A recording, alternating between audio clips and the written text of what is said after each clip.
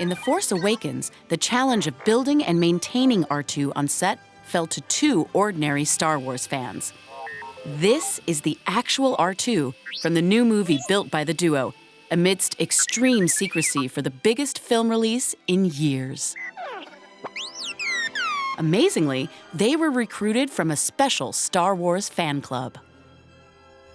So the R2 Builders Club was a worldwide community where people can download plans, buy parts, and build an R2-D2. So it took me 5 years in total to build my R2, and I was sort of single at the time, so I didn't really have any girlfriends or wives to complain about building. In 2013, there was a Star Wars celebration in Essen, Germany. So in a moment of feeling very brave, sort of approached Kathleen Kennedy, head of Lucasfilm, and made a comment about if they were making any films in the UK and if they needed any droids, sort of get in touch. And then from a very cheeky comment, I was called several months later by sort of Lucasfilm asking if I was available to work on the new film. It was incredible, yeah. It's a once-in-a-lifetime opportunity.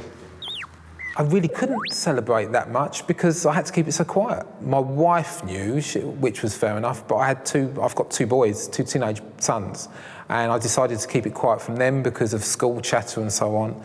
And I made up a job. I had to lie about the job I was doing. And then the first photo broke for Hi from the workshop, which JJ tweeted, and that was the moment I told my children.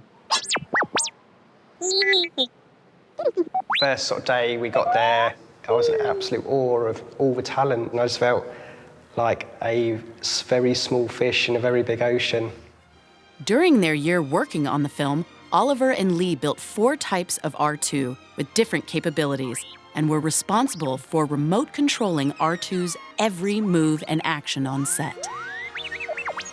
This is what we class as the indoor version. It's got a lower profile to make him look a bit more as though he's floating.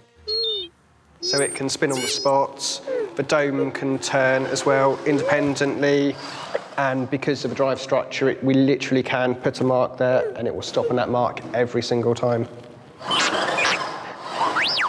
The year of our effort. Easy R2, easy R2. One of the biggest concerns is that we're going to call action and it's not going to work, or there's going to be some type of problem, but luckily it never happened. R2 worked sort of flawlessly, and it couldn't have been, or he couldn't have been any better at all. Yeah, I think he's just timeless, really, you know, considering he was invented in '76, you know, designed back in '76 for New Hope. And you look at it now, and I think he stood the test of time pretty well. Hopefully, he's got a few more years ahead of him, I think, and yeah, a timeless character, I think.